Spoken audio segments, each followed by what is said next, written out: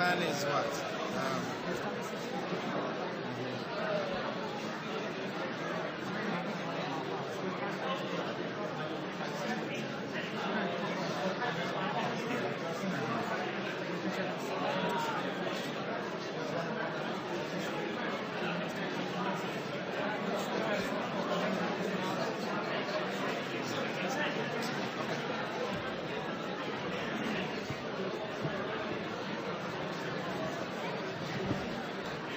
Assalamu alaikum.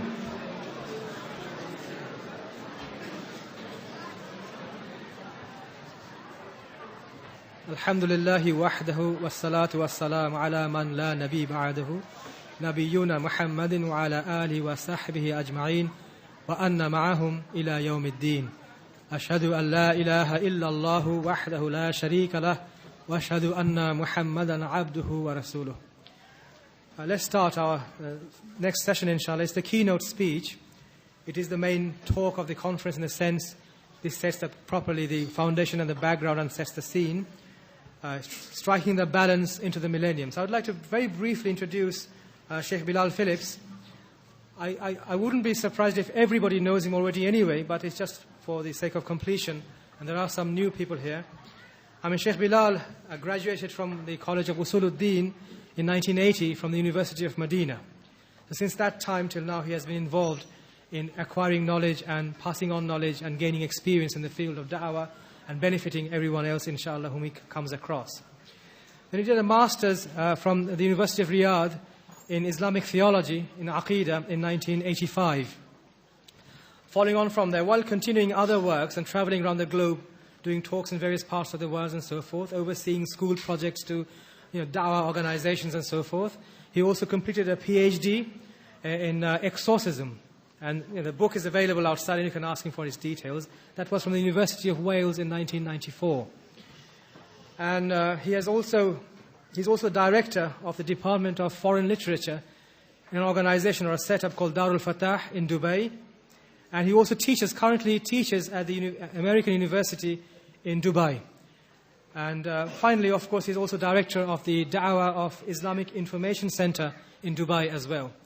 So he's always very busy and always traveling around and always participating in gaining knowledge and promoting that knowledge to the public. And one of the reasons why we always favor Dr. Bilal in almost all our events, if you like, is because of the many books that he has written in English, which is at our level, or a simple, easy-to-read level. So once you have heard him speak, inshallah, you can, of course, access him anytime you like, but do make a point of trying to figure out which one are his books in the bookshops, inshallah. Jazakumullah khair. I'll now hand you over to Sheikh Bilal for his talk, inshallah.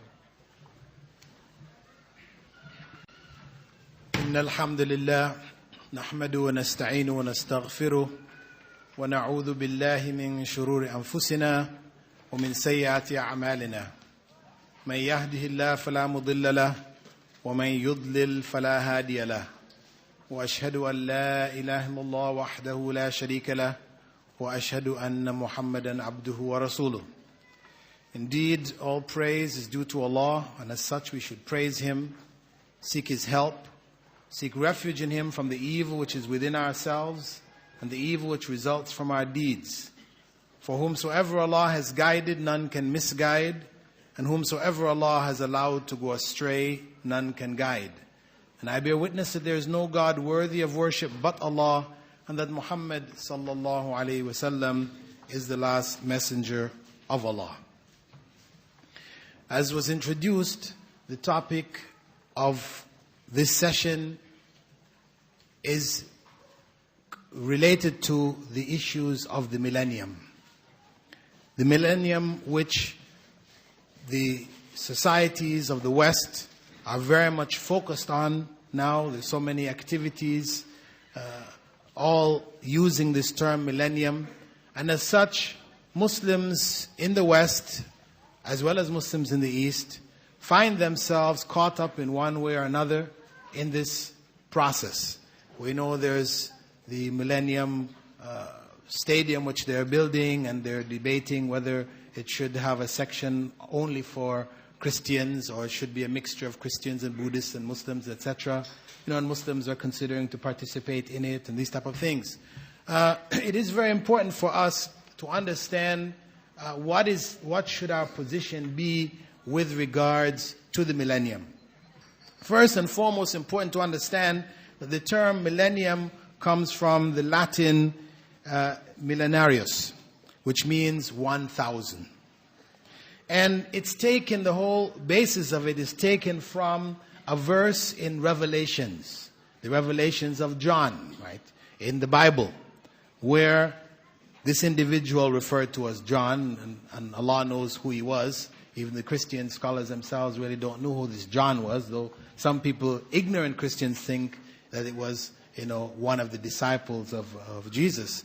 But the Christian scholars themselves say they really don't know who he was. Beyond saying that he was the same person who wrote the Gospel according to John. Anyway, in these revelations represents a series of dreams that this individual had. In the 20th chapter, verse 4, we find the description of the dragon, which is the term used in reference to Satan, who is bound in chains and thrown into a bottomless pit for 1,000 years. And in that period, the chosen martyrs of Christendom, Christian martyrs, etc., will be resurrected. And Jesus will come and Jesus will rule the earth over that period of 1,000 years. After that period, some corruption will come back, and then the resurrection, final resurrection and judgment will begin. So what we're talking about is basically the millennium represents the 1,000-year period in which Jesus and Christian martyrs will rule the establishment of the kingdom of God, as referring to the kingdom of Jesus, really.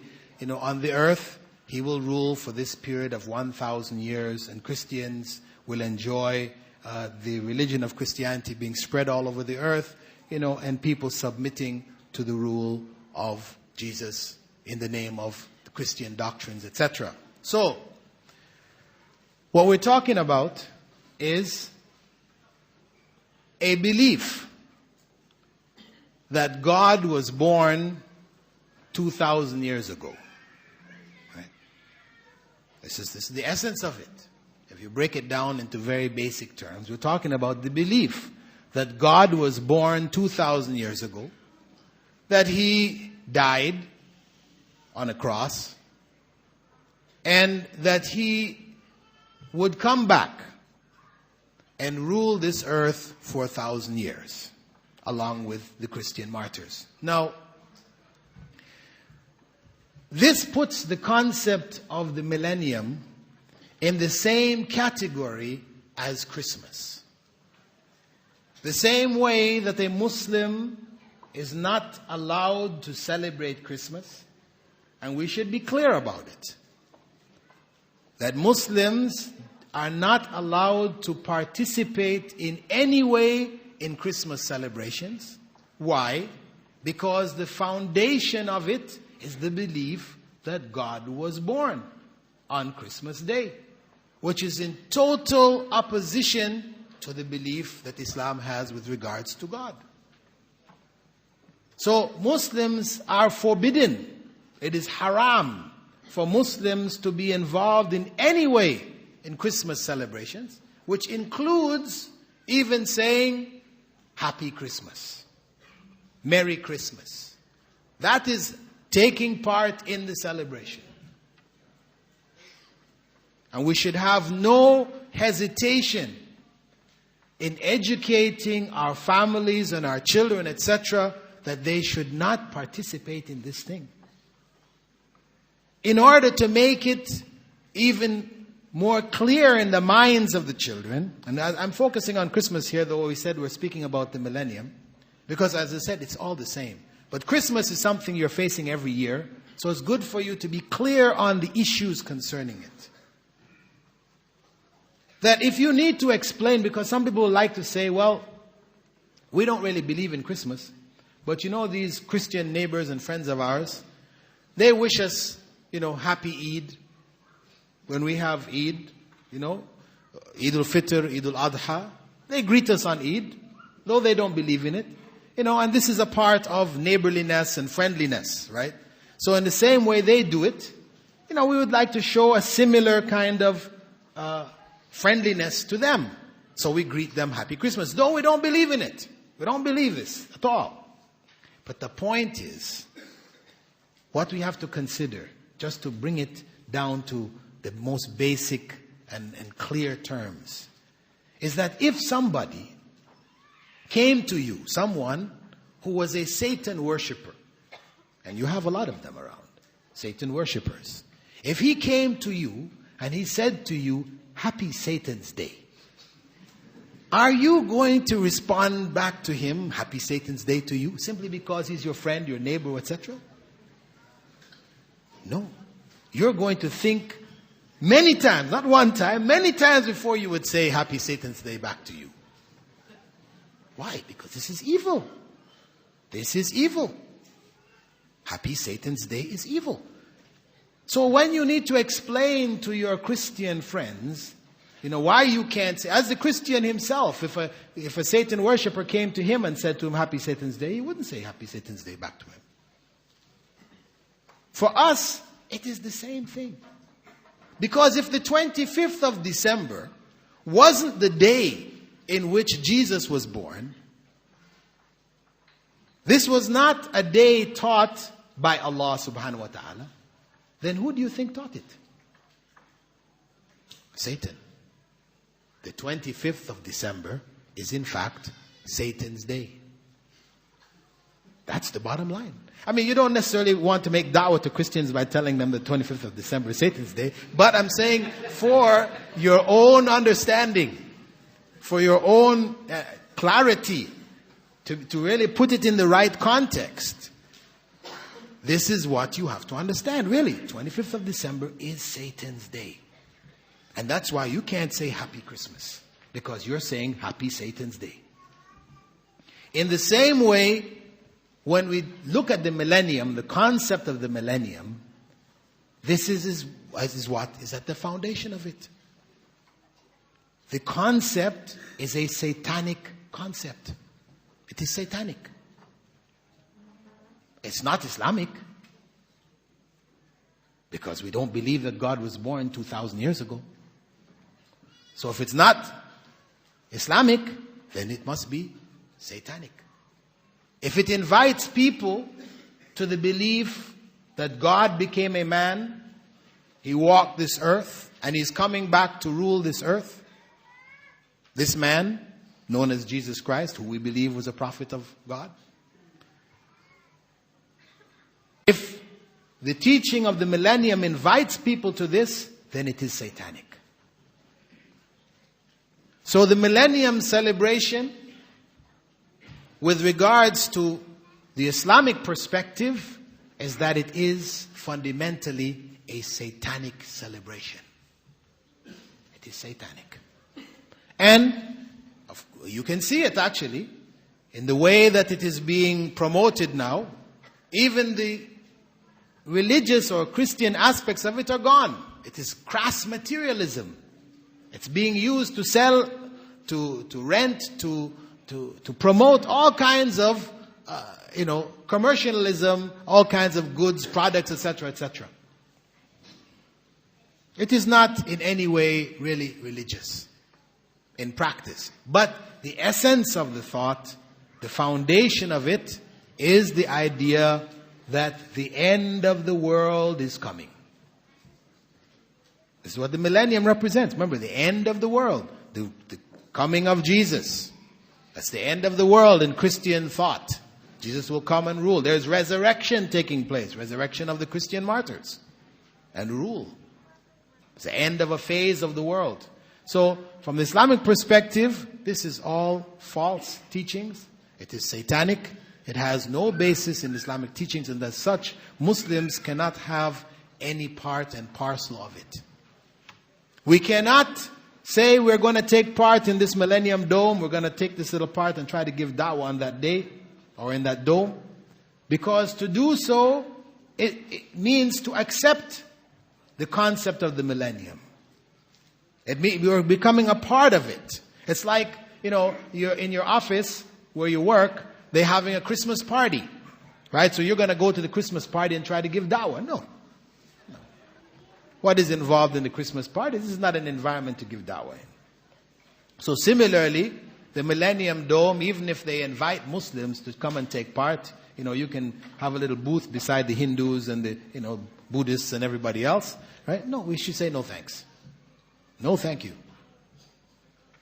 Because we, in doing so, have accepted the foundation, of the millennium concept as being something that we can share in, that we can participate in, whereas in fact we cannot. What you notice when you look at the history is that the millennium, at the turn of the century, you find that the century, that is the 19th century, when it ended going into the 20th century, you found a lot of groups that appeared based on this idea of the millennium, the ending, ending of the world. You find all the major sects that we know which are very active amongst Christianity now, like the Seventh-day Adventists, the Jehovah's Witnesses, the Mormons. All of these are millenarian cults. They all came out having the same idea of the millennium, the ending of the world, and the coming of Jesus, this type of thing. And in fact, if you go back even further in history, you find that the Crusades began with the end of the first millennium. The first 1,000 years, they began in 1071. And the idea of the ending of the world and the coming of Jesus, that was a motivating factor in the call to the Crusades, the attacking of the Muslim world. And when we come to today, with the end of this century, what we can expect, what can we expect? We can expect that the crusading spirit will be revived, and there will be a major attack against Islam as we can feel it building up towards the end of this century. I mean, when you look at the number of attacks on Muslim communities, you see them increasing. It's building towards a crucial point. For Muslims, we have expectations for the future, but they're not bound to the millennium concept. We have information which is clear information, not like the revelations of John, which are a lot of garbled kind of information, talking about the horsemen. And, if you read this thing, it's like somebody was hallucinating. Maybe John was taking some kind of, hallucinatory drugs or something, I mean, when we read about the future in terms of the things to come that bode the end of the world, we find them in very clear terms. The Prophet Muhammad ﷺ prophesied for us that at the beginning or the end of every 100 years, Allah would send from among Muslims a mujaddid, one who would renew the religion for them, revive that religion at the ending or the beginning of every 100 years. He also told us that the Mahdi would come towards the end of time. And what the signs of what the Mahdi would be, they have been made clear to us. I mean, though we have had people, over the centuries claiming that they are the Mahdi, we know they're false because they don't fulfill the criteria which were defined by the Prophet Muhammad ﷺ in the authentic hadith. We also know that at the end of the time of the Mahdi, that Prophet Isa would come. Dajjal would arise, the Antichrist, and Prophet Isa would come, would defeat him. And at the end of defeating him, then the Ya'juj and Ma'juj, the Gog and the Magog, would be released, and they would come, and Prophet Isa and the followers would have to seek refuge from them in fortresses. They would have to hide out from them because no one can stop them, the devastation that they would cause over the earth. And that Prophet Isa would pray, and Allah would send a worm-like animal in the backs of the necks of the Ya'juj and Ma'juj and kill them overnight. And after that, when the Islamic rule is again established, towards the end of that rule, Allah will send a wind which will take the souls of the believers. None will be left on the earth, except for those who disbelieve. The name of Allah will not be mentioned anymore, and Qiyamah will begin. The trumpet will be blown, and Qiyamah, the world will end, and the Qiyamah would begin. These principles, in terms of expectation for the future, have been clearly defined for us. We don't have to speculate about them. Of course, we have a lot of people who like to speculate. They like to go into issues of, Dajjal. Well, really, when the Prophet ﷺ said Dajjal had one eye, he was blind in one eye, a'war. They will say, well, it means he has one eye, it means it's the television. It's that one big eye looking at you, right? Well, you have people go through they'll give whole lectures on how the television is Dajjal. No. We don't need to go there. The descriptions that the Prophet ﷺ gave us for Dajjal, for the Mahdi, for the Mujaddid, for the Gog and the Magog, these descriptions are clear. When they happen, when they come, we will know them. We won't have to be speculating, is it or isn't it? No, they will be known. So, the future, the expectations that Muslims have are clear. We know what to expect. The end of this century, we can't, people could say, well, okay, now, 1999 is coming up, so the year 2000 is coming. So 2000 has a significance in that it must be the beginning of the new century. But hey, when the Prophet Muhammad ﷺ said at the beginning of every century, was he talking about the Gregorian century? No, he wasn't talking about that. Actually, if you go to try to figure out, well, which century was he talking about? It becomes complicated. We just believe with every century, Allah will send a Mujaddid. We don't even have to get into the day when he's going to come. Exactly when that day is. We don't need to get into it. It's just, Prophet Muhammad ﷺ has informed us. Why has he informed us that? He's informed us not that we are going to go looking out and trying to figure out, exactly who the Mujaddid is. He has told us that to inform us that the religion will be preserved until the last day. This is the point, that the religion will not be lost. Though, as is the normal process, after the time of the Prophet ﷺ, as time passes, people start to stray away from the teachings. They get farther and farther away, and different innovations and things kind of creep in. And so the clarity of what Islam is becomes clouded, but it will be revived. There will be those who will call back to pure Islam throughout all these periods of time. Major individuals as well as minor individuals. So the religion of truth, the religion of Islam, will be preserved until the last day. And that is a necessity. It is a necessity if Prophet Muhammad ﷺ was the prophet to all nations, as Allah described him, that he was sent to the whole of mankind, then that religion has to be preserved so all of mankind can have access to it. It's a logical consequence. So when Prophet ﷺ informed us about the Mujaddid, this was informing us that the religion would be preserved. It would be revived. And when we look into the 21st century, and we look at the position held by Western civilization with regards to Muslims, we have to recognize that it is a position of enmity. A position which, though you will find individuals, maybe Clinton, maybe Blair, maybe others will be glossing over things and say, oh no, we like Muslims, we don't have anything against Muslims and so on. So you'll have people expressing, certain individuals who express this. But in practice, what is happening, on a political scale in practice is an out and out attempt to remove Islam from influencing the lives of Muslim peoples as the governing force in their lives. Because there is a movement reviving Islam, people calling back to Islam. Make Islam a part of our lives again. Make Islam the source by which we rule ourselves. And there's a counter movement to try to stop that. We have to recognize that these lines have been drawn.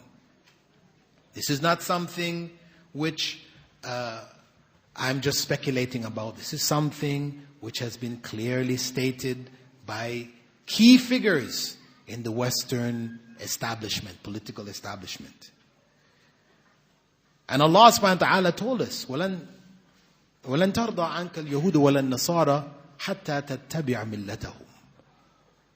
That the Jews and the Christians will not be happy with you until you follow their way. مِلَّتَهُمْ. What is their way? What is their millah? Their way today is not Christianity per se, that they're inviting people to Christianity. The vast majority of what is known as the Judeo-Christian world today, Western civilization, the vast majority, their way is secular democracy. That is their way. That is what is guiding the guiding principles of their civilization today. Secular democracy. And this is what they're calling to. We have to, as Muslims, recognize this. Don't fool ourselves into thinking that there's a place for us in Western civilization. No. We have something to offer. Yes. But is there a place for us, meaning that we can become a part and parcel of it? No. Because the lines are clearly drawn. And there's an individual, a Harvard University professor, by the name of Samuel P. Huntington, who is one of the advisors to the administrations, governmental administrations of the United States of America, political advisor, a specialist in international politics. He wrote a statement in a very famous book of his called The Clash of Civilizations, in which he said, the underlying problem for the West is not Islamic fundamentalism. The underlying problem for the West is not Islamic fundamentalism. He goes beyond the usual media hype. Right? The media tends to focus on Islamic fundamentalism. This is really the problem, Islamic fundamentalism. But Samuel P. Huntington says no. It's not Islamic fundamentalism. It is Islam. That's what he said. It is Islam. What is he saying? A different civilization whose people are convinced of the superiority of their culture and are obsessed with the inferiority of their power. It's a different civilization. It doesn't match, it doesn't fit in with Western civilization. Its people are convinced of the superiority of their culture. Islam teaches that the proper way by which human beings should be ruled, human society should be ruled, is in accordance with the laws of Allah. This is what Islam teaches. That Islam is superior because it is from God. So they look at this, they say this is their attitude. The Muslim culture, they have this idea of, superiority. They feel their culture is superior to ours. And at the same time, they're obsessed with the inferiority of their power, that they don't have the power to implement this. And so there's always this turmoil in the Muslim world. Whether it's Algeria or it is, Egypt or it is the Sudan or wherever you go in the Muslim world, there's this turmoil going there. What is that turmoil about? It's the turmoil about trying to rule Muslim countries according to Islam. That's an obsession that the Muslims have. This has been revived by the awareness, the movement which has spread over the Muslim world today, where a deeper consciousness of Islam is taking place in the Ummah. There's an awakening. So there's this desire. And then Huntington goes on to say, the problem for Islam is not the CIA. Again, he's clarifying what are the key issues here. Muslims think it's the CIA. Why? The CIA, they're involved in, getting into governments, putting up puppet leaders, pulling down those they don't like. Yes, they're involved in this kind of thing. Affecting governments. They put their contacts in people who they pay off, etc., and they topple governments, the CIA. But Huntington says, no, this is not the problem for Islam. It's not the CIA. Nor is it the U.S. State Department or the U.S. Department of Defense. U.S. Department of Defense meaning what? The military.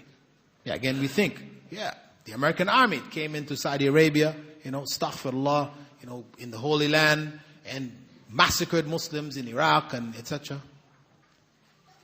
That seems to be an obvious enemy, an obvious source of harm, etc. The military, American military. But Huntington says, no, it's not the U.S. Department of Defense. He said, it is the West. It is the West. The problem for Western civilization is Islam, and the problem for Islam is the West. A different civilization whose people are convinced of the universality of their culture. They are convinced, not just the superiority, of the universality of their culture. That meaning everybody is supposed to have this culture. Why? How did they get there? How did they get to thinking that their culture is the universal culture that everybody should be following? They got there through evolutionary thought. Evolutionary thought. They said, our ancestors were monkeys.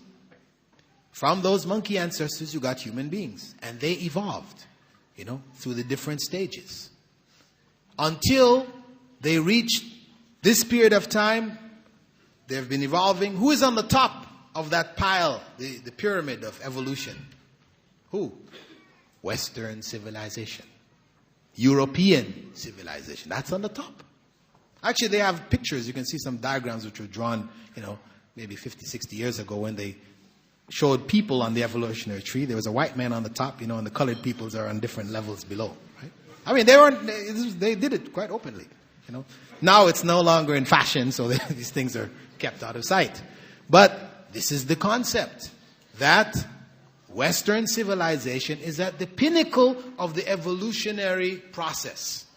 Therefore, whatever Western civilization has achieved in terms of its, governmental institutions, etc., it must be the best for everybody. This is the idea that they hold, because everybody is coming, you all and your other civilizations, you Muslims, you Hindus, everybody else, you're all coming to where we are. It's just a matter of time. Right? So, they are convinced of the universality of their culture, based on the principles of evolution.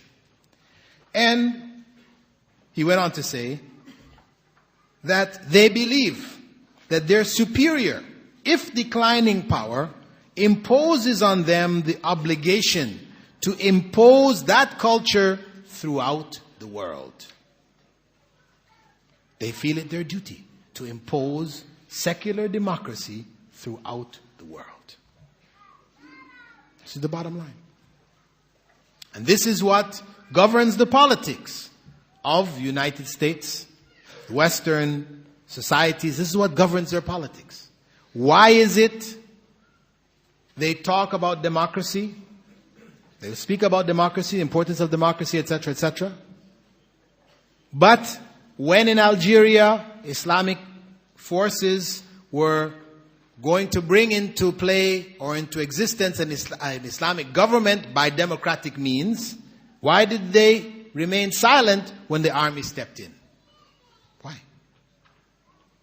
Why? Because the only acceptable way for them is secular democracy. Not just democracy, but secular democracy. Secular means that it has no connection with religion. The governmental process has no connection with religion. You remove religion from your schools, from education, from economics, from law, from all of the various aspects of the instruments that make up the society, religion has to be removed from it. That is the fundamental belief. And they will only be happy when that is in place. This is why they back Turkey 100%. They're behind it. Even though the Turkish government is oppressing, the Islamic movement, women who want to wear scarves. They want to wear scarves and teach in university or be in any kind of government jobs. That is illegal in Turkey. People can lose their jobs, they can be jailed if they do this. This is oppression. This is something in the United States, because of the democratic process and the system that they've set up there. If a manager in a company fires you because you wore a cap, or a woman wore a hijab, they can take that manager to court and he can be made to pay all kinds of fines. It's illegal. Freedom of religion. This is enshrined in the American Constitution. But they support Turkey 100%. They don't complain about what Turkey is doing. Why? Because the military element in Turkey promotes secular democracy. Kemal Atatürk was the secular democrat. So you'll see the policy of the West varying according to how Muslim countries will function with relationship to secular democracy. Now, some people may question, hey, what's so wrong with democracy? Democracy is a good thing. What does democracy mean? It means the rule of the people. The people decide what is right and so on and so on. It sounds good. But the reality is that democracy is a philosophy. It is a philosophy which, in its essence, is opposed to Islamic civilization, Islamic thought, Islamic faith. It's opposed. Why? Because it is built on the principle, first and foremost, that the human mind has the ability, based on its experience, etc., to arrive at what, in fact, is best for human society. We can sit down together and we can put our heads together and decide, based on our individual experience, history, and everything else, we can come to what is, in fact, what is really best for society.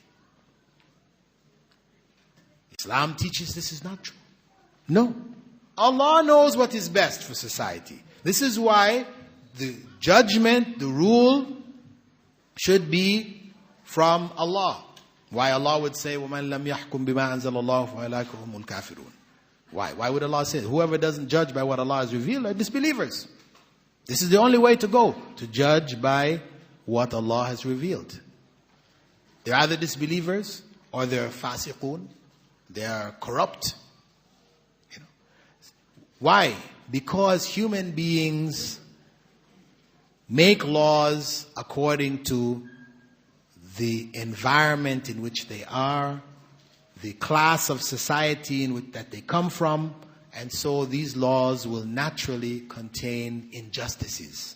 That's why you find, for example, in the American Constitution, which was put together back in the 18th century by the best minds, the most liberated minds of America, after they freed themselves from Britain, they put together a constitution, which to them today is like a Bible, like Revelation. You can go to Washington and see it encased in glass. People come there on pilgrimages to see the American Constitution signed by the founders. However, in Article 1, Section 2, entitled the 3/5 Compromise, it states there that black men, slaves at the time, were to be counted as 3/5 of a white man. Black men were to be counted as 3/5 of a white man. This is the most enlightened minds of the time coming together to determine what was in fact really good for people. Was that really good for people? No. Now, people will say, no, this was racist, it was evil, it was oppressive, but these were the most enlightened minds of that time. Why should we expect, that was the 18th century, why should we expect in the 20th century that the enlightened minds of our time can do any better? They're still human minds. And human minds will make judgments according to the environment, the climate, the political climate, the social climate that they find themselves in. And this is why you find in Western civilization today that the attitude that the society holds towards homosexuality is one which has changed rapidly over the past 10, 15, 20 years. Has changed rapidly. Legislation has just raced ahead to the point where homosexuals now have a prominent position in society, which cannot be touched. It is considered, political suicide to criticize homosexuals. For anybody seeking political office, for them to create, say anything against homosexuals is political suicide. They're finished, written off. Don't even forget this person's name doesn't even exist after that. Finished. How? How did that come about? If you went back 30 years ago and you asked the average Brit on the street, what do you think about homosexuals? What do you think he's going to say? He's going to say homosexuals is evil, bad, sick. They had all kinds of names, pufters and all kinds of names. You don't say these names now, right? Evil. Maybe they'll quote a verse from the Bible saying it's an abomination unto the Lord. But today you ask the average Brit on the street, what do you think about homosexuality? Choice. It's a choice. It's an alternative lifestyle. This is another name they call it, right? Alternative lifestyles. Recently, I just read in the papers about 2 days ago, this judge in Wales, a judge who's making rulings in the courts, everything, they caught him in a men's bathroom in an act with another man, right? Policemen had gone in there to use the bathroom, caught him in an act. Then, he just was asked, not to do this in public again. And that was it. The person he was involved was 18 years old, is over 18, so it's not a crime, right? So, the point is that the society, and they were talking in the article about how the laws had changed, how before, if you went back 5 years ago, 10 years ago, if they caught a person doing that, then they would take him to court and this guy's life would be ruined. He would be exposed and, all kinds of things would happen to him. But today, no. Just, please don't do it in public. A warning. Please don't do it in public. Okay. How did this come about? Where did this come from? It came from the principle known as consenting adults. The principle which is now the governing factor for morality in the society. The principle of consenting adults. Where did this principle come from? Well, once people decided in the West that adultery, fornication, shouldn't be a crime, because people started to question, why is fornication a crime? Why is adultery a crime? Because it says so in the Bible. That's where it came from. The 10 Commandments. This is where the prohibition against fornication and adultery came from. So, once this was removed, with the sexual revolution, right? Then, they had to find a new principle. How are we going to determine what is permissible sexually and what is not? They then had to go to the issue of what? Of consent, first and foremost. Because why do we prohibit rape? Because rape is not with consent. The person is forcing himself on somebody else. Right? Okay. Now, they also prohibit pedophilia. So they said, because they couldn't deal with this idea of adults having sex with kids, so they said, okay, it means they should be adults. So that's why they put together now consenting adults. So whatever takes place between consenting adults we no longer have the right, government no longer has the right to get involved in. That's their own personal affair. Consenting adults. So, homosexuals started to argue, we are consenting adults. Why are you making a distinction between heterosexual consenting adults and homosexual consenting adults? So they had to say, yeah, really, why? Because in the Bible it says that homosexuality is an abomination. These people should be killed. Why? Well, that's the Bible. That's the Old Testament. Finished. We have the New Testament, and Jesus, ended that anyway. So why are we even keeping it in the law books anymore? So it's taken out. Consenting adults. So what happened is that in this course of about 30 years and less, homosexuality, which was considered to be an illness, a mental illness, you could find it in the psychiatrist's Bible. They have a major book which the psychiatrists have a listing of all of the illnesses. It was in there as an illness which should be treated by shock treatment. They had drug treatments. They had a variety of different treatments for it. But when you look at the latest edition, you find it's no longer there. Homosexuality is no longer an illness. Finish. In its place, we have a new illness. What is that new illness? Homophobia. Right? That's the new illness.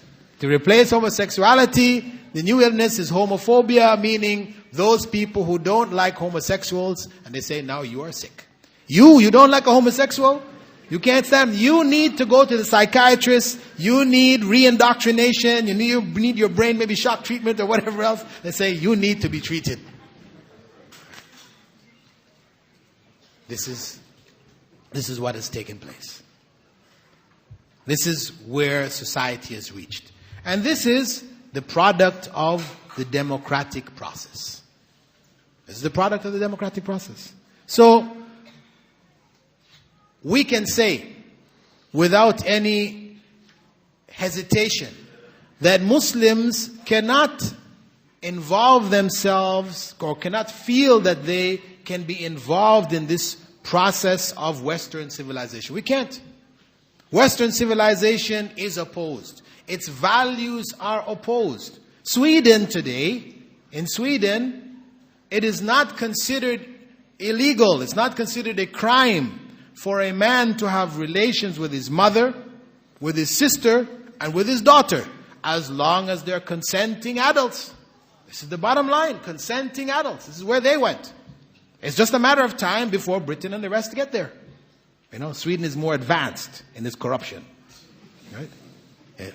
Moral corruption. Right? But it's just a matter of time, because that's what that principle means. So, unless we are ready to get on that bandwagon, that we want to go where they're going, then we have to realize that, hey, we who represent Islamic civilization, our civilization is in opposition to the principles of that civilization. It doesn't mean that the technology, the developments which have taken place on a material level, that these have to be rejected. No, these can be utilized. But they have to be utilized under guidelines. You see, again, in the West, this concept of freedom, secular democracy, this idea of freedom of the press, etc., what does it lead to? It leads to the point where you can pick up a newspaper. Now, a newspaper, and you flip it open and it's nakedness. Something which 40, 50 years ago would be considered illegal. If you put a newspaper on the streets with that, you would be arrested. But now it's no longer considered. It's considered normal. It's considered normal.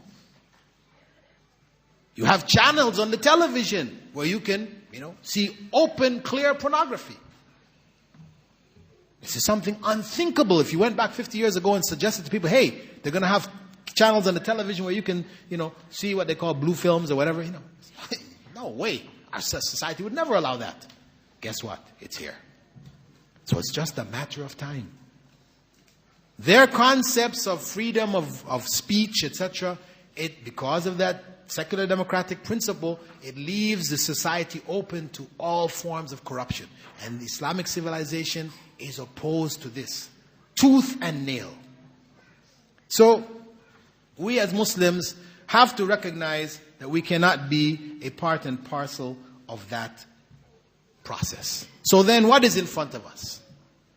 What is in front of us is to revive Islamic civilization, so that we can meet the challenge which is coming to us in the coming years.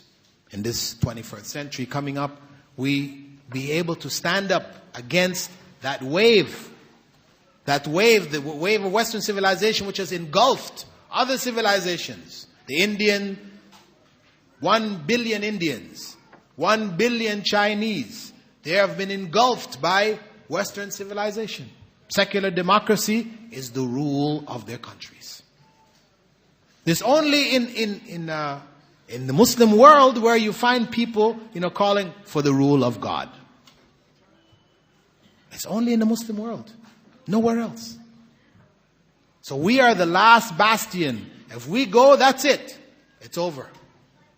And that's why we have a responsibility to revive the principles of that civilization, because the principles of Islamic civilization are principles which any thinking person who stops for a minute, if they come in contact with it in practice, not just in theory, then they will be convinced that it is in fact the truth.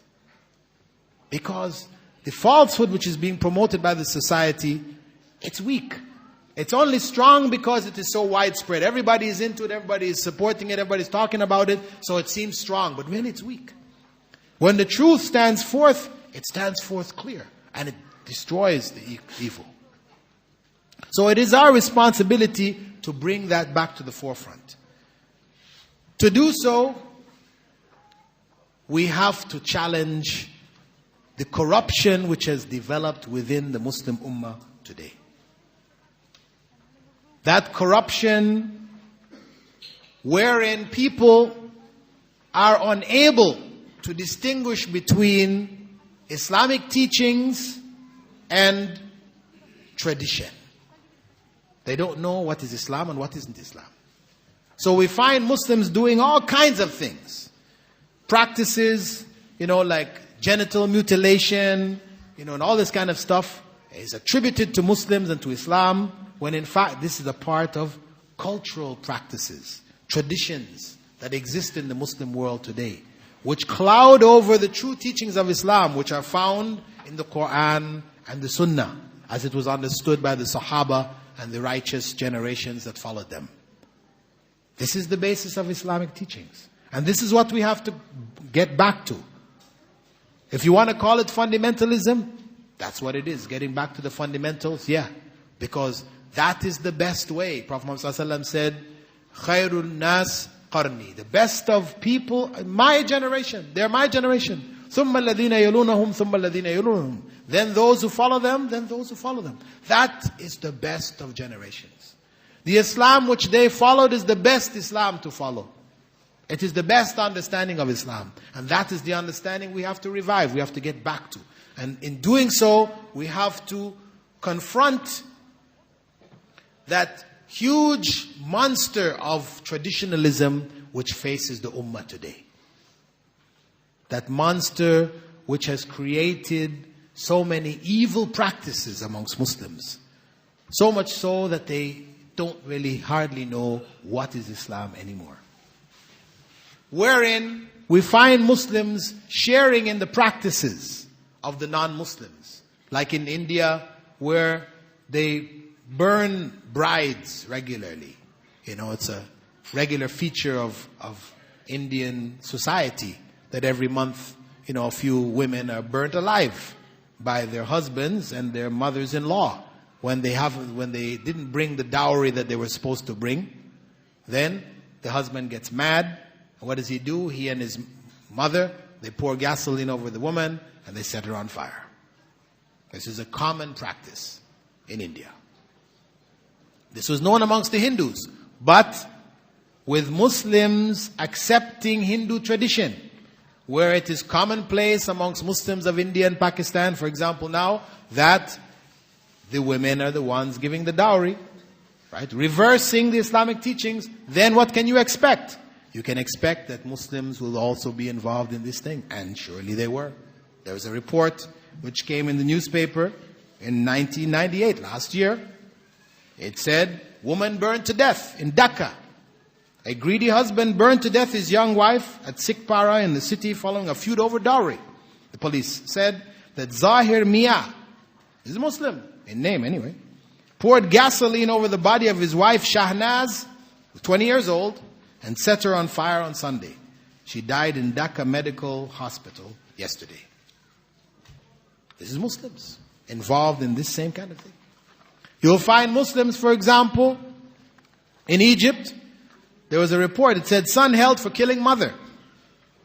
In Qina, Egypt, a 22-year-old son beheaded and dismembered his widowed mother when he found out that she had secretly remarried, breaking with the tradition in southern Egypt.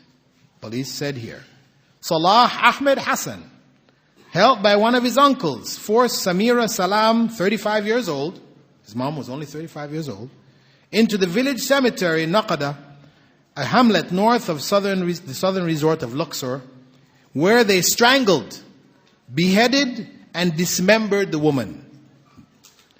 They said the woman was pregnant. Hassan and Samira's brother were detained for questioning and admitted their crime.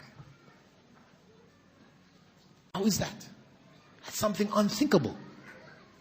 This man kills his mother along with her brother. They conspired together to murder her, cut her head off and chop her body up into pieces. Why? Because the tradition in southern Egypt is that if a woman's husband dies, she does not remarry.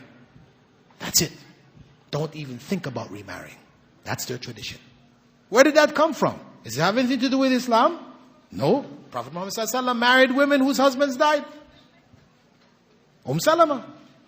Her husband died, Prophet Muhammad ﷺ married her. So obviously, this is in total opposition to Islamic teaching. So where did it come from? It came from the cult of Isis. This is from ancient Egyptian beliefs that this goddess Isis, her brother had wanted to marry her, and she refused, and he killed her husband and her son. She still refused. Her son came back, Horus came back and killed the guy. And so she was held up, this woman who refused to remarry, as she's an object of worship. It became a part of the tradition in southern Egypt that you don't remarry. There's an article in the paper in April, 9th of April. It said here, a 23-year-old girl in the southern eastern Turkish province of Sanliurfa committed suicide with a hand grenade after her father demanded that she marry her cousin. Suicide. Suicide. I mean, this is something we know is haram in Islam. Finished. Here is, this is something common in certain places, like in India, where people believe that, when you die, you come back. Right? There's reincarnation. So, if life is a bit rough, things are not working out, kill yourself. You got another chance, right? No problem. So you'll find a lot of suicides there, okay? We understand that because that's their belief. That's how they look at life, right? You can always come back and have another go at it, right? Whereas for us Muslims, we know once you die, there's no coming back. So for a girl to commit suicide, she's 23 years old. It's not ignorance now. She's 23 years old. She commits suicide. Why? Because her father was going to force her to marry her cousin. In Islam, do we have forced marriage? No. Where did this come from? This is culture. This is the tradition that is developed in different parts of the Muslim world. And it leads Muslims into committing all kinds of crimes. We had the case of in Afridi, the case in Pakistan, where this girl from one of the Pathan tribes, she married a guy who wasn't from the Pathans, and what happened? The family got so upset. They claimed that this guy had kidnapped her when they showed that he didn't kidnap her. And they came into the courts. They claimed that she was committing adultery or whatever, and they proved no, she got married. They came into the courts and they shot the guy down in the courts, trying to kill him, paralyzed him. This is the state they reached. This is tribalist attitudes. which have nothing to do with Islamic teachings at all. So, this is what Muslims are faced with. These kind of practices, which they have inherited or they have adopted from the various societies around them, along with a body of tradition. That body of tradition which invites people to worshipping other than Allah, which we should be aware of. That body of tradition is expressed under the name today of Sufism. This is another very dangerous problem which faces the revival of Islam in our times. The ideas which have been promoted by leaders of the Sufi movement, people like Sheikh Nazim and others, Noor Hamim Keller, others like this, who in our times, their writings are coming amongst us, reviving this idea that you can pray through the Prophet Muhammad ﷺ, or pray to the Prophet ﷺ, or pray to saints, or pray to others like this. This is shirk. This is something which destroys a person's place in the next life. This is something which we have to be clear about. Allah tells us very clearly in the Quran, "Ud'uni astajib lakum," call on me and I will answer you. Allah says it. Don't call on anybody else. Call on me and I will answer you. And for those who say, well, we are calling on Allah, but we're calling on Allah through Prophet Muhammad ﷺ. So we call on Muhammad ﷺ and say, please take it to Allah. The point is, Prophet ﷺ said, "Ad-du'a huwa al-ibadah." What calling is worship. Whoever you call on is the one who you worship. So you call on Prophet Muhammad ﷺ, no matter what you're saying to him, you are worshipping him. You call on a saint, you are worshipping the saint. So we have to oppose that body of tradition which encourages people to make pilgrimage in the thousands, the multi-thousand, to places like Ajmer in India and this type of thing, where the various people are going to the graves of so-called saints, or to Sayyid al-Badawi there in Egypt, where people go there and they pray to the dead.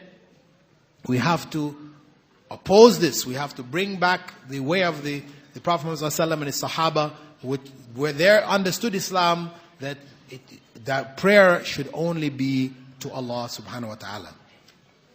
And the other area that we have to tackle, that we have to face, is that of factionalism.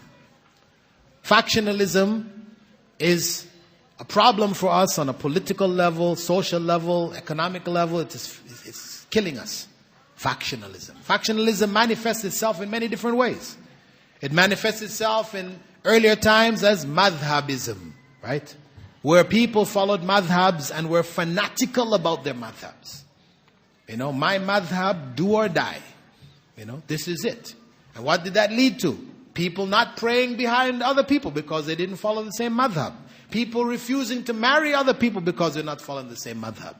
Where you had around the Kaaba, when the time for Salah came, you had 4 iqamas. 4 different salahs were carried on around the Kaaba. They had different places they called the maqams. You look at any of the old pictures of the Kaaba from the early 1900s, late 1800s, photographs that they have, you'll see around the Kaaba structures, 4 main structures. They call one maqam, we know maqam Ibrahim, but that's not this. They have this thing they call maqam Hanafi, maqam Hanbali, maqam Shafi'i, and maqam Maliki. What was these maqams for? The Imam, when the time for Salah came, the Maliki Imam would stand up, make his iqamah, Allahu Akbar, and all the Malikis who were making tawaf, they'd go and pray behind him. When he was finished, then the Hanafi Imam would get up. He'd say Allahu Akbar, and all the Hanafis who were making tawaf, they would come pray behind him. When he's finished, then the Shafi'i, then the Hanbali. This is what went on. So what you had in fact there was 4 different religions. This is factionalism. Surely this was not from Rasulullah ﷺ. This was not from Rasulullah ﷺ. The madhab that we have ultimately is the madhab of Rasulullah ﷺ. This is the only true madhab. All of what we call madhabs today are the efforts of scholars to understand and to apply the madhab of Rasulullah ﷺ. That's what they were following. If you ask Imam Malik, What madhab were you following? What do you think he's going to say? The Maliki madhab? Think about it. Or Abu Hanifa. What madhab were you following? The Hanafi madhab? No way. He's going to say, I'm following the madhab of Rasulullah sallallahu alaihi wasallam. So that really was what their madhab was. It was the madhab. They were trying in their own areas with the knowledge that they had, etc., to try to follow the madhab of Rasulullah sallallahu alaihi wasallam. And that is the perspective we have to bring it back to. The idea of following scholars, as the students of Abu Hanifa, students of Malik, following scholars, this is something legitimate. All the generations, people will always follow scholars. As Allah tells us in the Quran, فَاسْأَلُوا أَهْلَ الذِّكْرِ إِن كُنْتُمْ لَا تَعْلَمُونَ. Ask those who know. If you don't know, you must follow the scholars. But you don't follow the scholars blindly. That's the point. You don't follow the scholars blindly. This is why when Imam Malik was asked by some of his students, if a person was to follow a sahabi, one of the companions of Rasulullah sallallahu alaihi wasallam, if the person was to follow the sahabi in everything he did, would he be on the correct path? Imam Malik said no. I know many of you have heard the quote-unquote hadith, Ashabi kan nujum, bi'ayhim iqtadaytum ihtadaytum, that my companions are like stars. Any one of them you will be rightly guided. No, this is not authentic. This is fabricated. It's not authentic hadith at all. Imam Malik is telling us the truth here. He said, no, unless that sahabi was on the right path. Unless the sahabi himself was making the correct decisions. Whatever was correct of his decisions, you follow that, you're on the right path. Whatever was wrong of his decisions, if you know it's wrong and you still follow it, you're on the wrong path. If you don't know, okay, you followed based on the knowledge that you had. But if you know it is wrong and you follow it still, then you are on the wrong path. So, as Imam Malik said, the only one who was free from error in the deen is the one in that grave. Because he was the Imam of Medina. He was referring to the grave of Prophet Muhammad sallallahu alaihi wasallam. He is the only one who we should follow blindly. Any other human being, we have to judge them according to the knowledge that we have. We follow them based on trust, etc. But if information comes to us that they were in fact incorrect in a particular ruling, then we need to follow that which is correct as far as we can determine. And factionalism has manifested itself in later times in the movements, where we now have different movements, right? Whether these movements, are called Jamati Islami, or Ikhwan, or Salafi, or Ahli Hadith. We have different movements taking different names. Now, these movements, again, if people become fanatical in these movements, then they're fallen into the same trap of the people of the past. These movements are efforts of human beings to try to organize Muslims in trying to follow the Quran and Sunnah and implement it. They're human beings. It means what? That they have made errors. They're not perfect. So, if somebody decides to point out to us some of the errors of Maududi, we shouldn't be jumping up in arms. How dare you? Or if somebody points out the errors of, of Sayyid Qutb, don't jump up in, how dare you? No. Or if somebody points out the errors of Sheikh bin Baz, nobody should jump at him. How dare you? No. These are human beings. All human beings. All capable of error. We try to follow as best as we can those who we trust. But the point is, ultimately, they were trying to follow Quran and Sunnah. We should also try to follow Quran and Sunnah. We take benefit from them, from their guidance, from their efforts.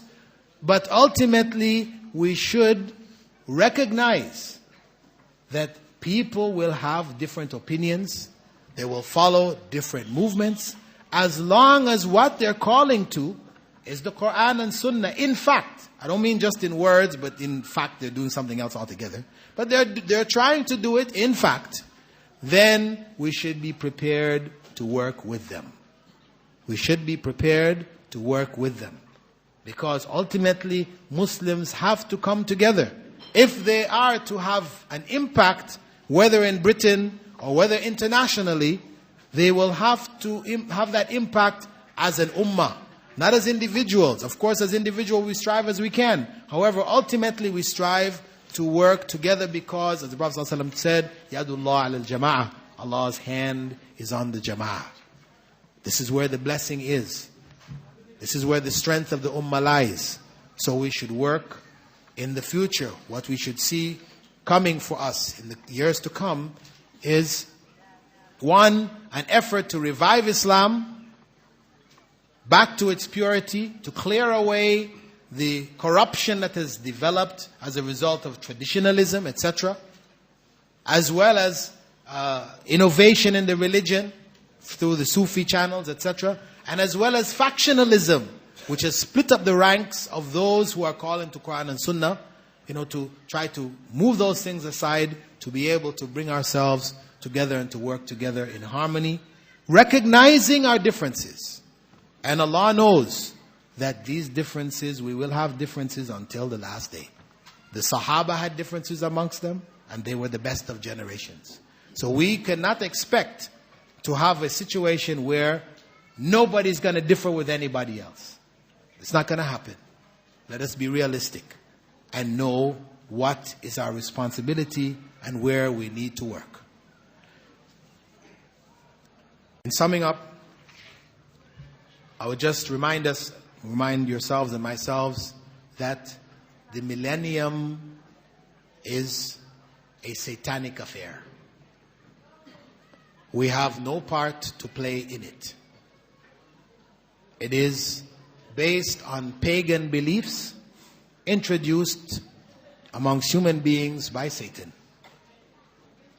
We should oppose it with wisdom, with best speech, and we should not take part in it. But it doesn't mean that we shouldn't ourselves be active in promoting Islam in the period to come. We have a responsibility. We have a responsibility to bring Islam back into focus, to make it a reality in this society and in societies around the world. And as I said, we can only do that if we return to the foundations of Islam, the foundations pure from the corruptions which have spread amongst the ummah today, which have distorted the image of Islam so much so that the media describe the actions of Muslims in such ways that would make people not want to think about Islam at all. We have to oppose this. We have to call out, let people know what is true Islam. We have to oppose it in our communities, in our societies, and we have to try to work together for the sake of Allah. I hope that the message is clear, and I don't know what our time is for questions. I guess it is virtually not there. Maybe we can take a couple of questions and then shut down, inshallah. Have we got time for a couple?